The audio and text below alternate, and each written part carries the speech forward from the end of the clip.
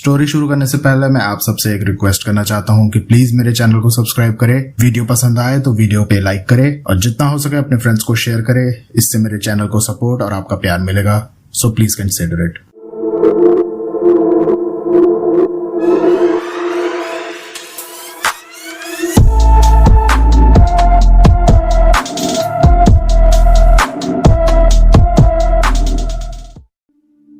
ये मेरा लहंगा बड़ा है महंगा, किसी का हाथ लगा। Hello everyone, comedian welcome to the world of story. फिर से मैं आप लोगों के सामने एक और नया रियल सुपरनैचुरल एक्सपीरियंस लेकर। बीता हुआ समय कभी कभी ऐसे लौट कर आता है और ऐसे समय पर लौट कर आता है जिस समय आपको उसकी कोई उम्मीद नहीं थी। कुछ इसी तरह से रवीना की मौत को एक बुरा एक्सीडेंट मानकर पलक ने भुला दिया। समय के साथ रवीना और उसकी यादें दब गई थी, लेकिन सच जब सामने आता है तो बहुत क्रूर होता है और उस समय वो ये नहीं सोचता कि आपके जीवन पर उसका क्या इम्पैक्ट पड़ेगा और सारे रिश्ते नातों को दरकिनार कर देता है। जी हाँ, कुछ ऐसा हुआ हमारी आज की इस कहानी के अंदर, जहां पर पलक की कजिन सिस्टर की मौत को पलक ने सिर्फ एक एक्सीडेंट मान लिया और एक्सीडेंट मानकर वो उसे भूल गई। वो उसे बहुत प्यार करती थी, उससे बहुत अटैच्ड थी। जब उसकी मौत की खबर उसे मिली उस टाइम पर वो दिल्ली में अपने कॉलेज में थी और जब तक वो वापस लौटी उसका अंतिम संस्कार कर दिया गया था, यानी वो उसे आखिरी बार देख भी नहीं पाई। लेकिन रवीना वापस लौट कर आई और ऐसी लौट कर आई कि उसने पूरे घर को अस्त व्यस्त कर दिया और आज भी ये लोग रवीना के द्वेष का, क्रोध का, रेज का सामना कर रहे हैं। आइए देखते हैं क्या हुआ इस कहानी में। लेकिन कहानी में आगे बढ़े उससे पहले अगर आपके पास कोई रियल सुपरनैचुरल एक्सपीरियंस है तो आप हमारे साथ शेयर कर सकते हैं हमारे इन दी गई आईडीज पर, या फिर हमारे इस व्हाट्सएप नंबर पर भी आप हमसे अपनी कहानी को शेयर कर सकते हैं। इसी के साथ साथ आप हमारा व्हाट्सएप चैनल भी ज्वाइन करें ताकि वहां पर भी आपको लेटेस्ट स्टोरीज के अपडेट्स और भी बहुत सारे नए नए अपडेट्स देते रहे।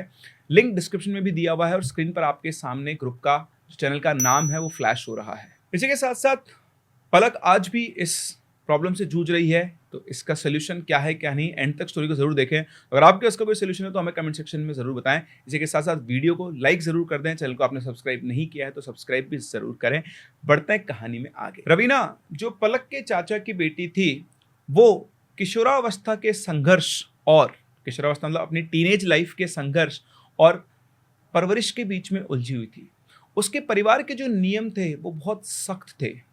कुछ नियम ऐसे थे कि शाम के टाइम पर बाहर नहीं निकलना है ना, बाल वगैरह वो खुला करके नहीं घूमना है, लड़कों से बातचीत नहीं करनी है, अकेले बाजार नहीं जाना है, झूठ नहीं बोलना है, चोरी नहीं करनी है। यार ये तो बहुत अच्छे संस्कार होते हैं कि चोरी नहीं करनी है, झूठ नहीं बोलना है, लेकिन ऐसे और भी बहुत सारे सख्त नियम थे इनके माता पिता के, जिसकी वजह से कई बार रवीना को अपनी इच्छाओं को मारकर जीना पड़ता था। खैर जो भी था सही था, जीवन ऐसे ही चल रहा था, वो अपने जीवन से बहुत खुश थी।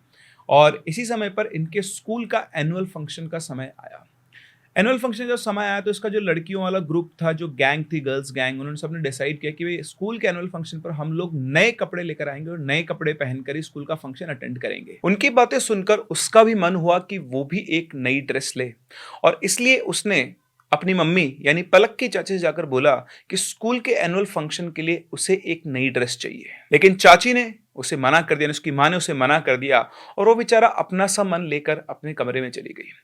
लेकिन उसने मन ही मन ठान लिया था कि चाहे कुछ भी हो जाए इस बार तो वो स्कूल के फंक्शन में नई ड्रेस लेकर ही जाएगी। कुछ कुछ करके वो स्कूल के एनुअल फंक्शन के लिए एक ड्रेस खरीद के लाई, एक साधारण सी ड्रेस, एक मासूम सी लड़की।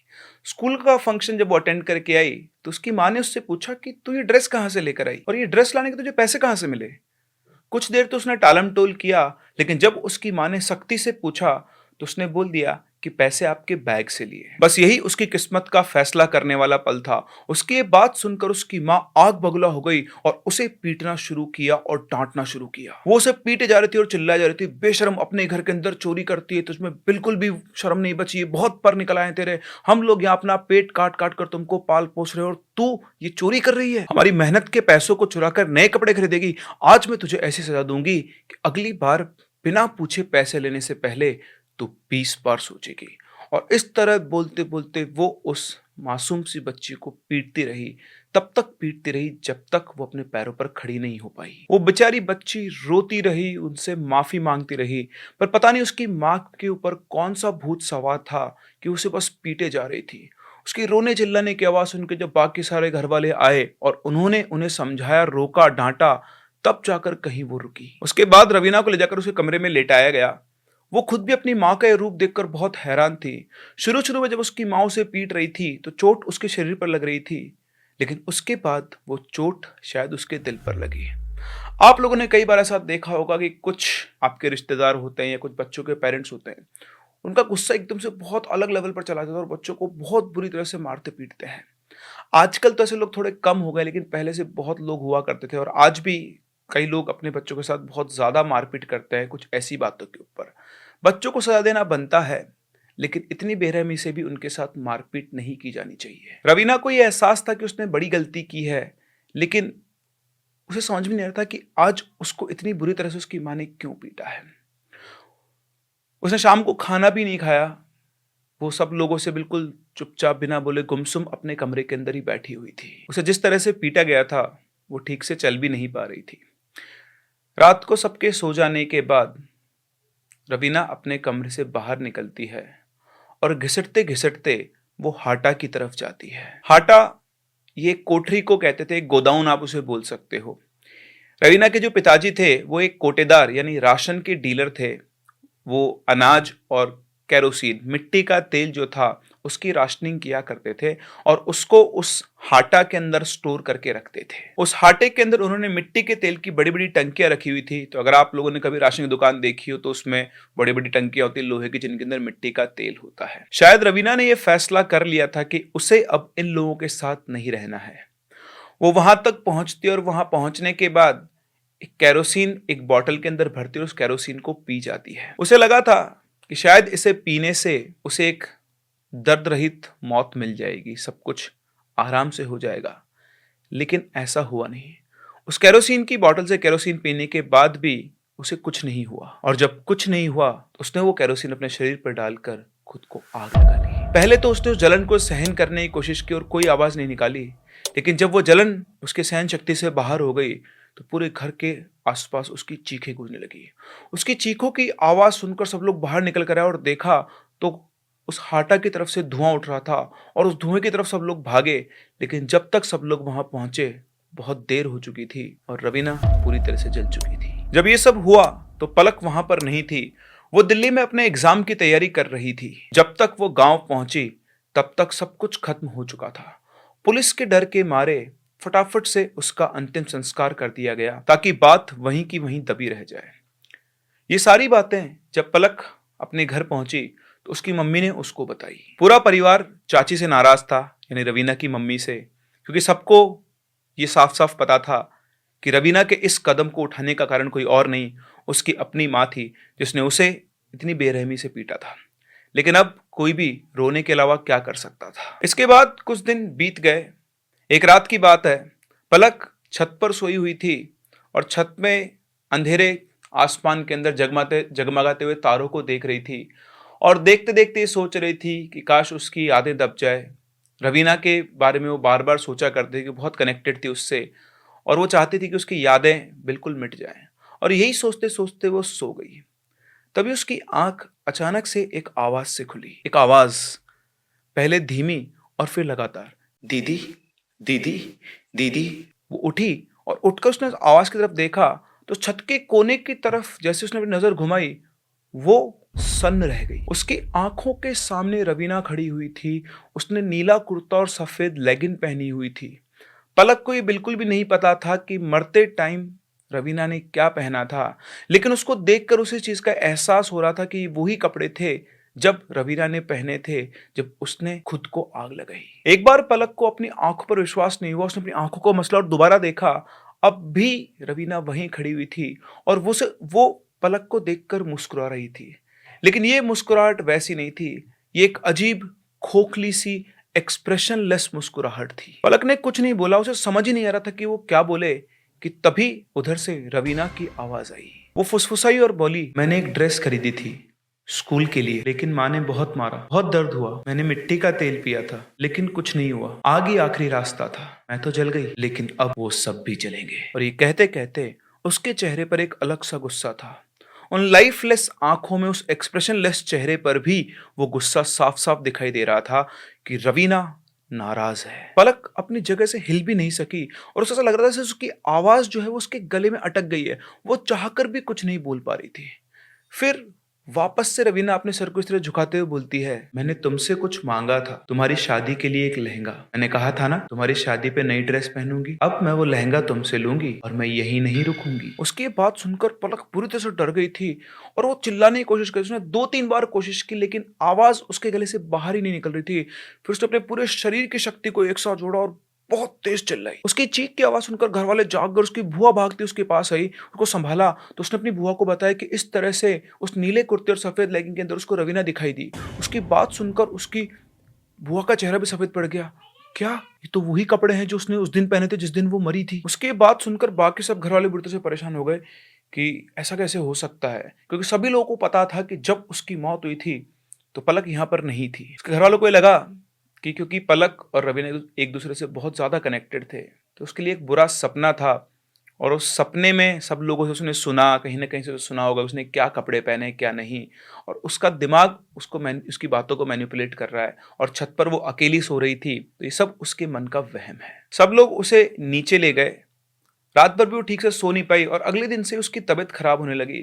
सिर उसका दर्द से फटे जा रहा था, उसको अलग से सिर में दर्द होता था, मिचाली आना, उल्टी के जैसा मन होना, जी घबराना, इस तरह के उसके अंदर लक्षण आना शुरू हो गए थे। उन्होंने डॉक्टर से दवाई भी दिलवाई, लेकिन कोई फर्क नहीं पड़ा।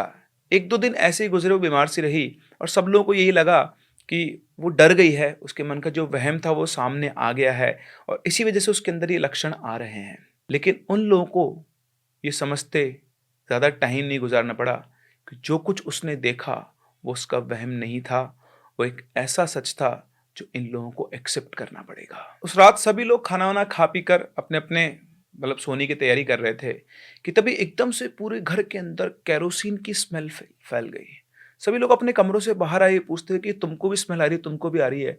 घर के हर एक सदस्य को केरोसिन की बदबू आ रही थी और वो कुछ और सोच पाते उससे पहले उनके कानों में एक चीखने की आवाज गूंजी। ये आवाज सबके लिए जानी पहचानी आवाज थी। आवाज सुनते ही सब लोग बिल्कुल सन्न खड़े हो गए, सबकी आंखें फटी हुई थी, क्योंकि ये किसी और की नहीं, ये वही आवाज थी जब रवीना ने उस दिन जलते हुए निकाली थी। ये सब लोग भागकर हाटा की तरफ गए और वहां जाकर देखा तो किसी एक को नहीं, परिवार के हर एक सदस्य को उस हाटा की छत पर रवीना खड़ी हुई दिखाई दी। बस एक झलक और वो वहां से गायब हो गई। उसको देखते ही उसकी मां की आंखों से आंसू निकलने लगे। वो भागकर उस हाटा के पास गई और वहां जाकर रोने लगी। आज उन्हें एहसास हो रहा था कि उन्होंने कितनी बड़ी गलती कर दी है। वो वहां बैठकर रो रही थी और रोते रोते बोलती कि रवीना बेटा मुझे माफ कर दे, मुझसे बहुत बड़ी गलती हो गई, लेकिन तूने ये सब क्यों किया। लेकिन रवीना वहां पर नहीं थी।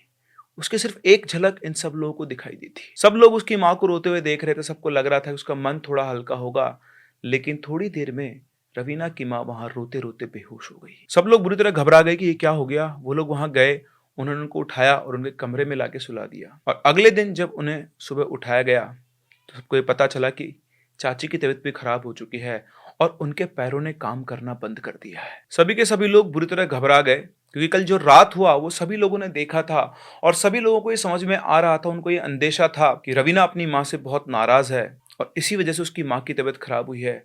रवीना ने ही अपनी माँ पर हमला किया है। अब घर में इन दोनों लोगों की तबीयत खराब हो गई थी। यहाँ जो भी कुछ हुआ उसमें रवीना की माँ की तो शायद गलती थी, लेकिन पलक की तो कोई गलती नहीं थी। वो सिर्फ रवीना से कनेक्टेड थी, इस वजह से उसको ये प्रॉब्लम्स हो रही थी। लेकिन ज्यादा प्रॉब्लम रवीना की माँ को हो रही थी। वो पैरों से अपने पैरों को उठा तक नहीं पा रही थी, जैसे कोई पैरालिसिस का अटैक हो गया है। डॉक्टर को दिखाया गया, डॉक्टर भी उसकी बीमारी पकड़ नहीं पा रहे थे और उनकी कमजोरी लगातार बढ़ती जा रही थी। डॉक्टर जब काम नहीं बना तो घर में सत्यनारायण की पूजा करवाई गई, शांति पाठ करवाए गए, पितरों की पूजा करवाई गई, लेकिन किसी चीज से कोई फर्क नहीं पड़ा। और जब किसी चीज से कोई फर्क नहीं पड़ा तो अंत में लोगों से पता करके मदद मांगकर उन्हें एक पंडित जी के बारे में पता चला। ये लोग उन पंडित जी के पास पहुंचे और वहां पहुंचकर उन पंडित जी को कुछ भी बताने की जरूरत नहीं पड़ी। जैसे वहां पहुंचकर उनके सामने बैठे, उन पंडित जी ने पलक की तरफ देखा और कहा, उससे जो वादा किया है वो पूरा करो। उनकी बात सुनकर किसी को कुछ भी समझ में नहीं आया। तो पलक की मां ने उनसे पूछा कि कैसा वादा पंडित जी? तो पंडित जी ने कहा, एक लहंगा, उसकी शादी का तोहफा। पलक ने रवीना से वादा किया था कि अपनी शादी पर वो उसे एक लहंगा दिलवाएगी। इस बात से रवीना बहुत खुश थी और वो अपना तोहफा लेने ही वापस पलक के पास आई है। उनकी बात सुनकर मतलब ये सब लोगों के लिए एक बहुत शॉकिंग बात थी, पर पलक ने भी कहा कि हाँ, उसने बहुत पहले उससे ये बात कही थी कि जब भी उसकी शादी होगी तो वो उसे एक लहंगा गिफ्ट जरूर करेगी। तो पंडित जी के कहे अनुसार एक लहंगा खरीदा गया, पूजा करवाई गई और उस लहंगे को एक पीपल के पेड़ के नीचे रखा गया। इसके बाद पलक की तबीयत में 2 दिन में ही सुधार आ गया। उसका सिर दर्द गायब हो गया था, जो भी कुछ उसको प्रॉब्लम्स थी वो ठीक होने आ गई थी और उसे अब ये लग रहा था कि चलो डर खत्म हुआ है। लेकिन रवीना की मां यानी पलक की चाची की तबीयत में किसी भी तरह का कोई सुधार नहीं था। इसके बाद दोबारा पंडित जी से मिला गया और उन्हें बताया गया कि पलक तो ठीक हो गई है, लेकिन रवीना की मां की तबीयत में कोई सुधार नहीं। तो पंडित जी ने कहा कि वो अपनी मां से बहुत नाराज है, क्योंकि उसने जो भी कदम उठाया वो अपनी मां से बहुत प्यार करती थी। जब उन्होंने उसे मारा पीटा इस तरह से, उसे कभी उम्मीद नहीं थी। गलती की सजा शायद उसे लगा था कि कुछ बोलकर डांट कर वो खत्म हो जाती बात, पर जिस बेरहमी से इन्होंने उसे पीटा वो बहुत ज़्यादा आहत हुई और वो बहुत नाराज़ है। वो अपनी माँ को इतनी आसानी से नहीं छोड़ेगी। उनकी बात सुनकर रवीना के पिताजी ने पंडित जी से कहा कि पंडित जी, क्या आप मेरी बात एक बार रवीना से करवा सकते हैं? पंडित जी ने कुछ सोचा और कहा कि मैं आपकी बात तो करवा सकता हूँ, लेकिन बात करवाने के लिए उसे मुझे किसी के शरीर में बुलाना पड़ेगा। आपके परिवार में वो 2 ही लोगों के शरीर में आ सकती है, एक पलक और एक उसकी माँ। इसकी माँ की हालत नहीं है और पलक अभी अभी उसकी चंगुल से आज़ाद हुई है। अगर मैंने दोबारा उसे उसके शरीर में बुलाया तो आगे क्या होगा ये मैं भी नहीं बता सकता। इसलिए आपसे उसकी बात करवाना तो मेरे लिए संभव नहीं है, लेकिन हाँ, मैं अपने माध्यम से आपकी बात उस तक पहुंचा सकता हूं। अगर आप कोशिश करना चाहें तो ये आप कर सकते हैं। और ऐसा ही किया गया। पंडित जी के माध्यम से उसके पिताजी ने रवीना से बात की। उन्होंने उसको बहुत समझाया, बहुत अच्छे तरीके से बताया कि उसकी माँ से गलती हो गई है, तुझे ये कदम उठाने से पहले एक बार मुझसे बात करनी चाहिए थी, कुछ तो बोलना चाहिए था बेटा। तुम लोगों की इसके अंदर मैं तो ऐसे ही चला गया, मेरे हाथ से अपनी बेटी चली गई, अब मैं किसके सहारे जीऊंगा। लेकिन जो हो गया वो हो गया, अब तू अपनी माँ को माफ़ कर दे, क्योंकि जो हो गया मैं उसे बदल नहीं सकता हूँ, लेकिन जो जीवन बचा है उसको तो हमें आगे जीना ही होगा। बेटा अपनी माँ को माफ़ कर दे। उनके लाख समझाने के बाद भी रवीना अपनी माँ के शरीर को छोड़ने को तैयार नहीं थी। ये पंडित जी ने उनको बताया और वो बहुत ज़्यादा गुस्से में थी। वो किसी भी हालत पे मानने को तैयार ही नहीं थी। पंडित जी ने भी इनसे कहा कि अब कुछ नहीं हो सकता, वो अपनी माँ से बहुत रुष्ट है। उसके बाद इनके चाचा ने पंडित जी से मदद मांगी कि पंडित जी आप ही कुछ उपाय बताइए, इस तरह से तो कैसे जीवन चलेगा। तो पंडित जी ने कहा कि मैं कुछ उपाय करता हूँ, लेकिन मैं इस चीज़ की गारंटी नहीं ले सकता। उसके बाद उन्होंने कुछ पूजा वगैरह, कुछ उपाय वगैरह किए और उससे उसकी जो पलक की चाची थी, उनकी तबीयत तो ठीक नहीं हुई, सुधार तो नहीं हुआ, लेकिन अब उनकी तबीयत और ज्यादा नहीं बिगड़ रही थी। सब लोगों ने मिलकर राहत की सांस ली कि चलो ठीक है, शायद खतरा टल गया है, जैसा भी धीरे धीरे ये भी इम्प्रूव हो जाएगी, धीरे धीरे उसका असर खत्म होगा। पंडित जी ने यही बात कही थी कि एकदम से इनको आराम नहीं आएगा, लेकिन धीरे धीरे चीजें ठीक होना शुरू होगी। इसके बाद समय गुजरा, पलक अब बिल्कुल ठीक थी। फिर पलक की शादी तय हुई और आया पलक के शादी वाले दिन। पलक के जब शादी वाले दिन शुरू, मतलब जब शादी से 5-7 दिन बचते हैं, तो उस दिन रात को पलक को फिर से एक सपना आता है। उस सपने में रवीना उसके सामने खड़ी थी और इस बार उसने वही लहंगा पहना हुआ था जो इन लोगों ने पूजा करके पीपल के पेड़ पर चढ़ाया था। और इस बार रवीना के रूप में नहीं, वो अपने उस जले हुए रूप में थी, जिसे देखकर एक बार तो पलक सपने में भी घबरा गई। उसने पलक से बोला, दीदी मैं आ गई आपकी शादी में, आपका दिया हुआ लहंगा बहुत सुंदर है।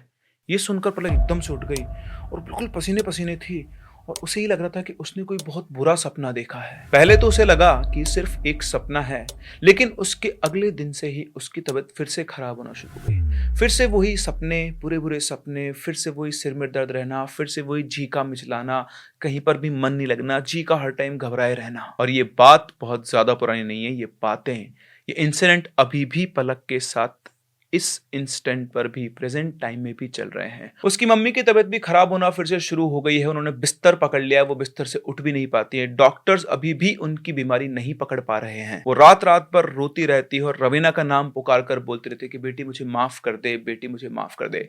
पता नहीं किस तरह की प्रताड़ना रवीना उनको दे रही है। और इधर पलक का सिर इतना भारी रहता है कि मान लो फटने को तैयार है। उसको ऐसे मिचलाई आती है, उल्टी आने को, तो जैसे कोई शरीर के अंदर से निकलकर कुछ बाहर जाना चाह रहा हो। पलक को भी इस चीज का कोई आइडिया नहीं कि वो कब तक इस चीज को सह पाएगी। वो इस प्रॉब्लम से अभी भी जूझ रहे हैं और उनके पास कोई इलाज नहीं है। आप चिंता ना करें, मैं उन लोगों को सही लोगों से कनेक्ट करवा चुका हूं और आई होप बहुत जल्दी पलक और उसके परिवार को आराम मिल जाएगा। जो भी इनके पास्ट में हुआ, जिसकी भी गलती से हुआ, लेकिन उसकी वजह से ये जिंदगी भर परेशान नहीं रह सकते हैं। मैं आप सभी लोगों से भी ये रिक्वेस्ट करूंगा कि आप लोग भी पलक और उसके परिवार के लिए प्रार्थना करें कि जल्दी से जल्दी वो इस प्रॉब्लम से छुटकारा पा पाए। आई होप आगे आने वाली स्टोरीज के अंदर मैं आपको ये अपडेट भी करूंगा कि पलक ठीक हुई या उसके साथ क्या इशू रहा, कैसे वो रिजॉल्व हुआ। लेकिन अभी के लिए सिर्फ इतना है कि जितना जल्दी हो सके वो ठीक हो और हम सब जैसे भी हो सकता है उनकी हेल्प जरूर करेंगे। तो देखा आपने किस तरह से एक मोमेंट का गुस्सा, ठीक है मैं समझ सकता हूं कि वहां रवीना की गलती थी। उसने अपनी इच्छा पूरी करने के लिए अपने घर से कुछ पैसे चुरा लिए, जो हम लोगों में से कई लोगों ने बचपन में किया भी होगा। उसकी सजा इतनी बड़ी नहीं बनती थी। पता नहीं क्यों उसकी मदर ने उस दिन वो रौद्र रूप धारण किया और उसकी इतनी बुरी तरह से पिटाई की। वो अपनी टीनेज अवस्था में थी जहां पर साइकोलॉजिकल बहुत ज़्यादा इंटरप्रिटेशन होता है। परसेप्शन एक ऐसी चीज़ होती है जो आप सामने वाले के लिए एक बार आपने बना लिया तो उसको बदलना बहुत मुश्किल हो जाता है। जब उसकी पिटाई हो रही थी तो उसके मन में एक परसेप्शन बना कि मेरी माँ मुझसे प्यार ही नहीं करती। ठीक है, इस बात पर मुझे थोड़ी बहुत सजा मिलती है, इस तरह से मुझे मारा जा रहा है जैसे कोई दुश्मन भी किसी को नहीं मारता है। और ये बात उसके मन में घर करके बैठ गई। इस बात ने उसको इतना आहत किया कि उसने एक बहुत बड़ा और क्रूशियल स्टेप उठाया। और उसके बाद भी उसके मन में जो बदले की भावना थी, जो रेज था, वो अपनी माँ के लिए घूम कर आया। एक बार मरने के बाद उसका जो दिमाग था वो तो वैसा रहा नहीं। वो जो अब वो अपनी माँ की बेटी नहीं थी, वो एक भटकती हुई आत्मा थी जिसको बदला चाहिए था, जिसको सबक सिखाना था कि आपको ये सब सोचना चाहिए। क्या लगता है आप लोगों को, क्या सही और क्या गलत? इस पूरे घटनाक्रम के अंदर पलक का कोई दोष नहीं है, लेकिन वो भी इसी के अंदर फंसी हुई है। और किसकी गलती आप कहना चाहेंगे? फर्स्ट पॉइंट, गलती आप लोगों को दिखाई दे रही है उनकी मदर की थी, लेकिन रवीना का इस तरह से वापस आना और अपनी मदर से बदला लेना, ये कहां तक जस्टिफाइड है? अपने व्यूज मुझे कमेंट सेक्शन में जरूर बताएं। हम लोग मिलते हैं अपनी अगली कहानी में, तब तक के लिए keep listening and keep loving.